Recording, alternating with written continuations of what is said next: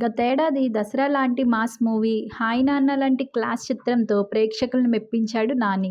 ఇప్పుడు అతను mass, class mix అయిన 'సరిపోదా శనివారం' చిత్రంతో ప్రేక్షకుల ముందుకొచ్చాడు. కథపరంగా కొత్తగా ఉంటూనే మాస్ ఎలిమెంట్స్ కూడా ఉన్న సినిమాలా కనిపించిన 'సరిపోదా శనివారం' మంచి అంచనాల మధ్య ఈరోజే ప్రేక్షకుల ముందుకు వచ్చింది. 'నా పేరు సూర్య', 'అర్జున్ రెడ్డి', 'డియర్ కామ్రేడ్' లాంటి చిత్రాల్లో యాంగర్ ఇష్యూస్ ఉన్న హీరో పాత్రలను చూసాం. 'సరిపోదా శనివారం'లో కూడా హీరోకు అలాంటి సమస్య ఉంటుంది. కానీ ఆ చిత్రాలతో పోలిస్తే ఇక్కడ హీరో పాత్ర ఎంటర్టైనింగ్గా సాగడం, ఆ కోపంలో ఒక ట్విస్ట్ ఉండడమే దీన్ని ప్రత్యేకంగా నిలబెడుతుంది.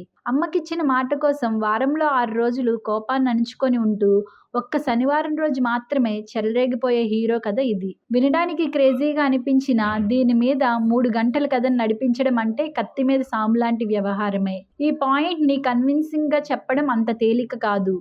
దీని మీద కాసేపు కామెడీ చేయించి ఆ తర్వాత వేరే కథలోకి వెళ్ళిపోవడం అంటే ఓకే, కానీ 3 గంటల నిడివితో ఓ కథను నడిపించడం, అందులో వినోదం పండిస్తూనే ఇంటెన్స్ డ్రామాను కూడా వర్కౌట్ చేయడం అంత తేలిక కాదు. కానీ వివేక్ ఆత్రేయ ఈ పనిని సమర్థంగా చేయగలిగాడు. హీరో అలా శనివారం నియమం ఎందుకు పెట్టుకున్నాడు అనే విషయాన్ని ఆరంభంలోనే చాలా బలంగా ఎమోషనల్ టచ్తో చెప్పడం ద్వారా ప్రేక్షకులను ఈ కథకు బాగా ప్రిపేర్ చేయగలిగాడు.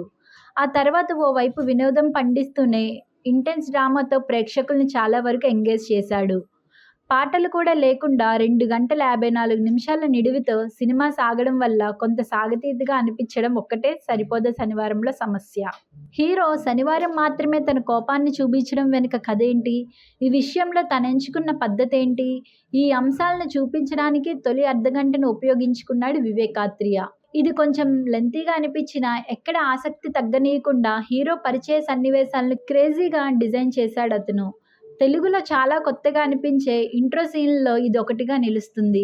కథనం కొంచెం నెమ్మదిస్తున్న సమయంలో సీఐ దయాగా విలన్ పాత్రలో పరిచయం అయ్యే ఎస్జే సూర్య తర్వాతి కథనాన్ని నడిపించే బాధ్యతను తాను తీసుకుంటాడు. సూర్య, మురళీ శర్మ మధ్య పెట్టి అన్నదమ్ముల గొడవ ట్రాక్ను అసలు కథకు ముడిపెట్టిన తీరు బాగుంది.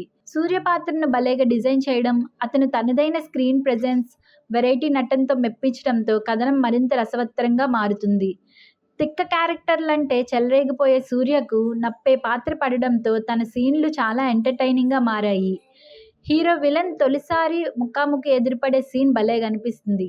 అయితే తర్వాత వచ్చే రొమాంటిక్ ట్రాక్ దగ్గర మాత్రం 'సరిపోదా శనివారం' కొంచెం నెమ్మదిస్తుంది.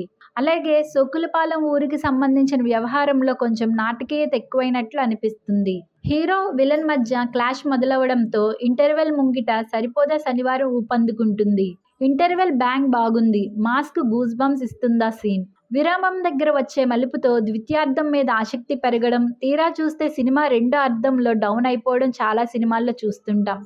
కానీ 'సరిపోదా శనివారం' ఈ కోవకు చెందదు. సెకండ్ హాఫ్ మొదలయ్యాక ఓ 40 నిమిషాలు రేసుగుర్రంలా పరిగెడుతుంది కథనం. విలన్ని దెబ్బ కొట్టడానికి హీరో వేసే స్కెచ్, దీని చుట్టూ డ్రామాతో సన్నివేశాలు ఆసక్తికరంగా నడుస్తాయి. తర్వాత ఏం జరుగుతుందని క్యూరియాసిటీని పెంచేలా ఉంటాయి సీన్లు. విలన్ని చిక్కుల్లో పడేయాలనుకుంటే హీరోని చిక్కుల్లో పడ్డం డ్రామాని మరింత రసవత్తరంగా మారుస్తుంది. క్లైమాక్స్లోకి సాయికుమార్ ఎంట్రీ ఇచ్చి దానికో కొసమెరిపిచ్చాడు. దీంతో పతాక సన్నివేశం రసవత్తరంగా మారింది. 'సరిపోదా శనివారం' కొత్తదనాన్ని, మాస్ అంశాలను బ్యాలెన్స్ చేస్తూ సాగిన ఈ చిత్రం అన్ని వర్గాల ప్రేక్షకులను మెప్పిస్తుంది.